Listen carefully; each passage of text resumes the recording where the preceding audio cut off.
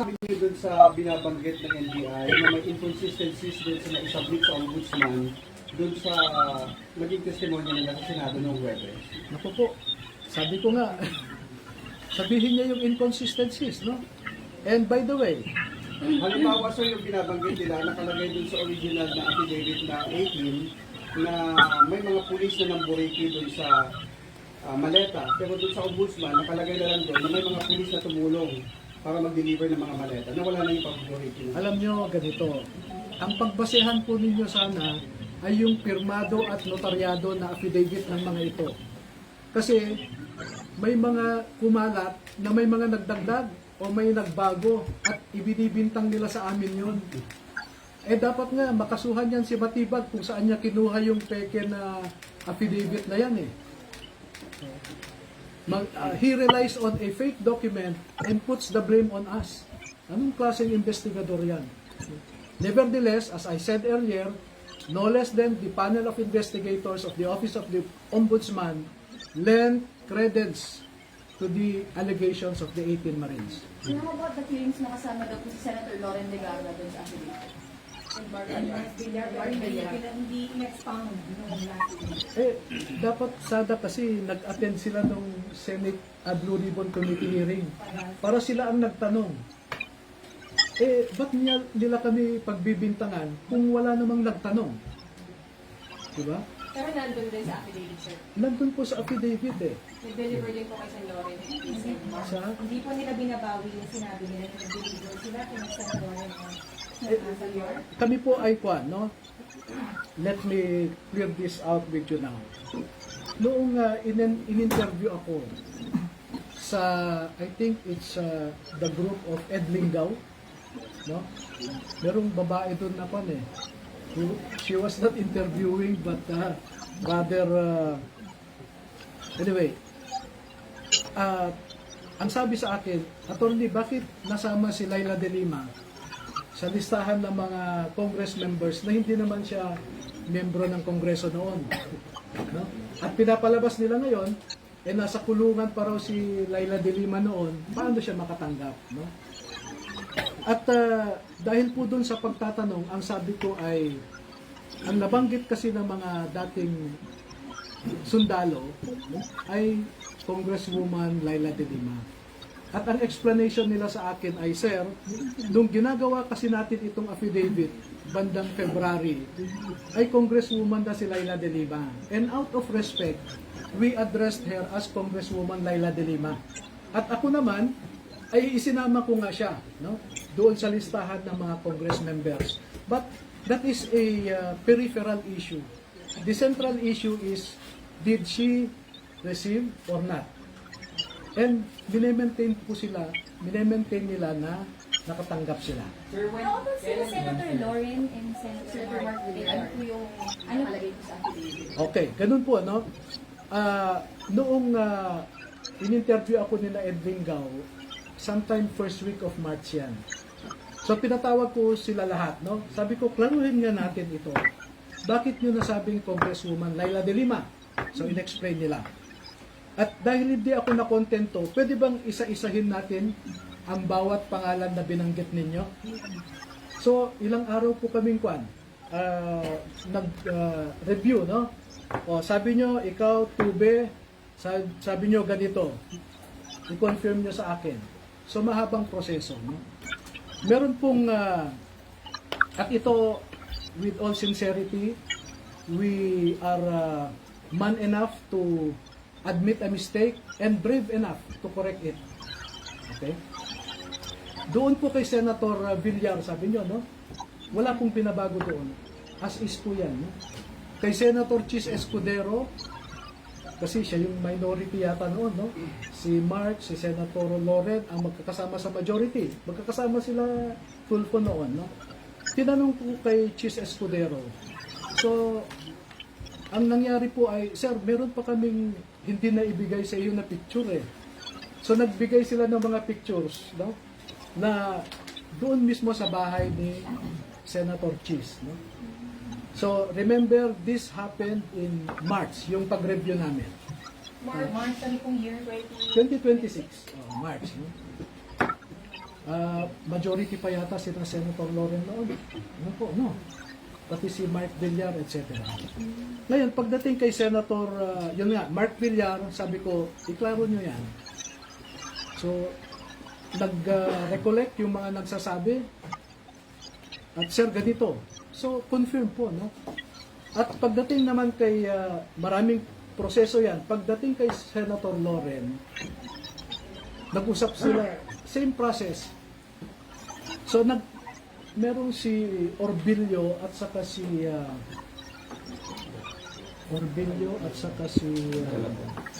Galapon, no? Sabi nila, Sir,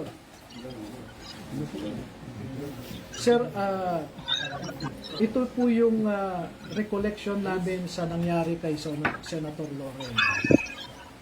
Pagdating ng convoy namin doon, and this I distinctly remember, and as I said, I already rectified it. No? Pagdating namin doon, unang sasakyan, yung sasakyan ni Saldico, sabi nila, back up kami. Paghinto namin sa gate nung number 40 Cambridge Street, maalala pa namin yung gate ay gawa ng kahoy, sabi nila eh. No? Gawa ng kahoy. Pag hinto ng sasakyan ni Saldico sa tapat ng gate, pagbaba niya sa sasakyan ay nagbukas yung gate. Pumasok kaagad si Saldico doon. Tapos nagsara din. So sabi, Sir, maalala namin, walang ibang nakapasok sa amin. Maski si Mark Tiksay, hindi siya nakapasok kasi naisara ulit ang gate. Pero maalala namin, Sir, na si Mark Tiksay, inutusan kami na magbaba ng 2 maleta. No? Pagbaba ng 2 maleta galing sa backup ay ibinigay nila kay Mark Tiksay. And then maya-maya lamang, sir, ay napansin namin lumabas na si Boss Saldi, sumakay na sa sasakyan at umalis na kami. So ang maalala namin, sir, with due respect, pasensya na, sabi, wala kaming nakitang maleta na nakapasok doon sa gate. Kasi nung ibinaba namin ay biglang lumabas din si Saldico. So sabi ko, sigurado kayo? Yes. Gumawa kayo ng statement na ganyan. No? So ang ginawa ko po noong March ay pinapirma ko po sila. At dahil hindi ko naman kilala o wala naman akong access kay Senator Loren, pinakiusapan ko si Mike Defensor. No? Sec Mike, ako, may access ka ba kay Senator Loren? Bakit? Sabi niya, ganito yung sinasabi ng 2 sundalo. Ibinigay ko po sa kanya yung sinabi ng 2 sundalo. Sabi ko, inaamin nila pagkakamali nila. Kung gusto ni Senator Loren na kasuhan yung 2, ibinibigay ko ang ebidensya. Pwede niyang kasuhan ng perjury yung 2 kung gusto niya. Pero as I said, we are man enough to admit a mistake and brave enough to rectify it. Okay? Second po, na gusto kong i-emphasize sa inyo, yung napangalanan sa affidavit na yan, gaya ng sabi namin sa affidavit, yon lamang ang naaalala nila noong ginawa yung affidavit na yan. In fact, marami pa pong iba eh. Ang sabi nga sa akin, Sir, pwede mo ba kaming isama sa Senado at saka sa House of Representatives para kung mag-session sila, ay mamukhaan namin kung sino yung mga nakita namin na hindi namin maalala yung mukha o ang pangalan. Bakit? Sir, kasi yung napangalanan namin dyan ay yun lamang yung mga sikat, nakikita namin sa TV, sa news, sila yung popular, sila yung palagi namin nakikita, kaya yan ang maalala namin. At yan po, nandun sa affidavit nila. Sinabi po nila yan. For clarification, so nagpunta po sila sa bahay ni Senator Loren, pumasok si Zaldi, pero walang maleta ni pinasok. Yun nga po ang recollection nila after, no, noong March. Oo, na, sir, naalala namin, paghinto ng sasakyan, bumaba si Boss Saldi, bumukas na rin yung gate. Sa supposedly bahay po ni Senator Loren. Oo, yun ang... Hindi po nila nakita si Senator Loren. Hindi po. Kasi po ang style nila yan, may everyday po may detail yan eh. Kung ano yung assignment nila, kung ano yung lakad, no? So, pwede ko nga ipakita sa inyo na sa oras na ito, pupunta si Saldico dito. So, may schedule sila. Bakit po ngayon lang nagkakaroon ng correction? Bakit ngayon lang po? Hindi, March po ho yun. March 5? After nung interview, Pinakorek. after nung interview kay Ed Lingaw. Pero hindi pa nababago sir yung affidavit ninyo sa ombudsman kasi nandun pa rin Hindi pa namin, Senator Loren Legarda sa yes, ombudsman. totoo po yan. Hindi namin. Kaya ang sabi ko nga, pakibigay ito kay Senator Loren, kako kay Mike Defensor. Para kung sa tingin niya, agrabyado siya, ito yung pag-amin ng dalawa, kako. At pwede niyang gamitin ito. Would you submit sa ombudsman sir ng pag-rectify dun sa pangalan niya? Hindi ko pa po sinasubmit. Pinabayaan ko lang muna. And I will let Senator Loren take whatever legal action she deems proper to vindicate herself also. Nakausap niyo na po si si Senator Loren about this? Hindi Bago po. pa po yung nangyari Thursday na pagharap po nila sa Ay, hindi po. Never, wala akong access, wala akong contact. Ang maalala ko lang, ay after the Senate Blue Ribbon Committee last June 4, ay lumapit po siya sa mga sundalo, no? At nakipagkamayata siya. Sir, yung Sen. Mark Villar, siya mismo nakatanggap ng maleta. Doon walang correction.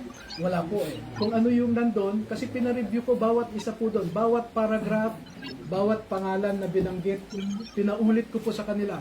Ulitin nyo yan, sabi ko. So far, ang correction nila, number 1, kay Laila de Lima, sir, sabi niya, nasabi namin congresswoman kasi out of respect. Pero nakatanggap. Pero nakatanggap siya. At Kailan yun? syempre, nung nakalabas na siya sa kulungan, no?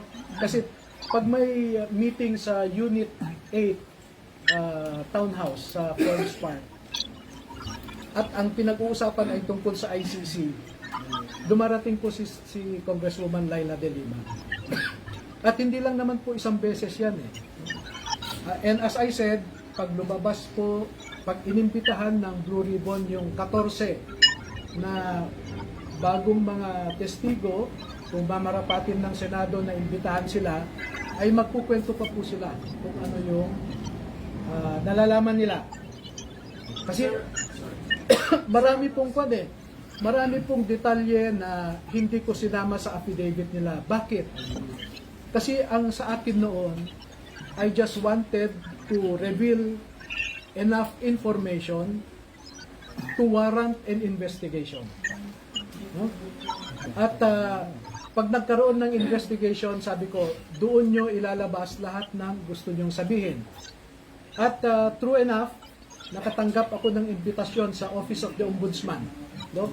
Mag-uumpisa kami sa June 11. Iisa-isahin po nila ang 18. I-interviewin sila ng mga abogado ng Ombudsman, yung panel of investigators. At doon po nila ibabahagi lahat na ng informasyon na alam nila. Nung Senate hearing nga sa yung Blue Ribbon po na nakaraan, may mga lumabas po doon na gusto sana namin, hindi mo na lumabas pero hindi nila naiwasan na maikwento, no, yung iba. So sa June 11 na po yung pag-rectify din sa mga naunang na-submit doon. Most likely, nangyayari. Pagka tinawag po sila, kasi may schedule, no, sa June 11 in the morning si Buduan, no? Sa June 15 si Esquivel. Hindi sila sabay-sabay. Hindi po, isa-isa po yan. Okay. Okay, June 11 si Buduan. Sa June 15 si Taberdo sa umaga, si Tube sa hapon. Sa June 16 si Esquivel sa umaga, si Navidad sa hapon. So, dire-diretso na po yan, no? Sir, sorry. Clarification. Yung kay Sen. Mark, siya mismo ang tumanggap. Yung details ba? Ay, hindi po sinabi na si Senator Mark mismo. Pero ang nakita nila, bumaba sila, nagbaba ng maleta at naipasok yata sa gate. No? Ng bahay. Yung address na yon. Saan?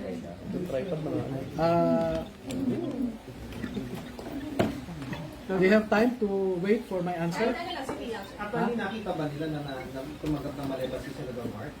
Hindi, sabi nga nila, hindi nila nakita si Senator Mark pero naipasok nila yung pera sa compound, no? Sa loob.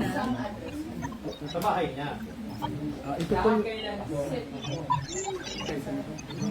Si Senadora Loren, attorney, nakita rin ba na lumakas siya ng maleta? hindi nila nakita. Hindi nila nakita. Pero bahay. Pero walang pumasok na maleta sa bahay. Yun po ang naging clarification. No? Kasi parang sandali lang daw pumasok si Juan si Saldi. At pagpasok niya, naisara daw yung gate, so pati si Mark Tiksay naiwan sa labas. So hindi nila alam kung pag-alis nila ay naipasok naman eventually yung maleta. Hindi po kasi paglabas daw ni Juan, pagbukas ng gate, lumabas si Saldico, sumakay ka agad sa sasakyan. Nandun pa yung maleta. Hindi, ang sabi nila, sir, malamang malamang isinakay ni Mark Tiksay sa sasakyan ni Boss Saldi. Then pumunta na sila sa next destination. Naibigay ba kay Senadora Loren? May knowledge ba sila kung may naibigay? Yun po ang salaysay nila ganito na lang, no? As I said, I urged Senator Loren Legarda to go after the two if she deems it proper. So yung kay Mark lang, sir. Sandali ha, Mark. Villar, sandali ha. Pero kung tinitingnan niyo, tanong nila si Senator Robin, sir, Ito po. sa inyo yung Ito na, no? Paragraph 42, letter F. Kami, Orbilio, Bobares at iba pa, kasama si John Paul Estrada at Saldico, ay nag-deliver ng 7 medium-sized maleta kay dating Senator at DPWH Secretary Mark Villar noong 2022 sa kanyang bahay sa Portofino South, Bielia Street, Daang Hari, Las Piñas. Nakita nila, sir, na tinanggap mismo ni Senator Mark. Wala po silang sinabi na ganon. Basta pinadala nila sa address na yon. At pagdating po ng masusing pagtatanong ng panel of investigators ng ombudsman, ay dyan po nila maging official na sabihin kung nakita nila o hindi. Pero naipasok, sir, yung maleta dun sa compound. I think so. Pero kay Senadora Loren, hindi. Wala sila nakita. Hindi nila nakita na nakapasok sa gate. Kasi yun yung what they clearly recalled was that pagbaba ni Saldico, nagbukas ang gate, pumasok siya, sinara din yung gate daw. So pati si Mark Tiksay na usually sumasama sa kanya, naiwan sa labas.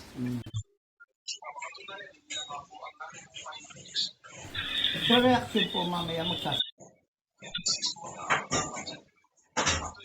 sampag daw ng libel charges si Senator Edwin Tulfo sa Pasay City Court.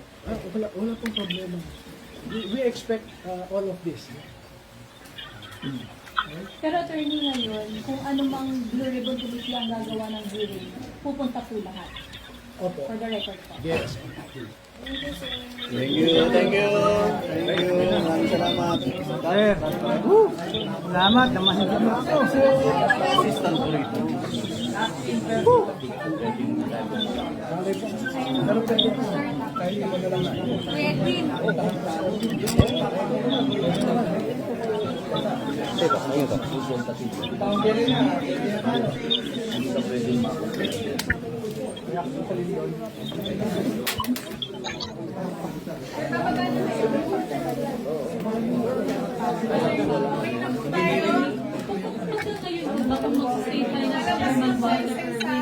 Ayaw niyo pumunta sa hearing. Parang condition po ba na dapat member lang ng committee si Senator for you to participate sa hearing?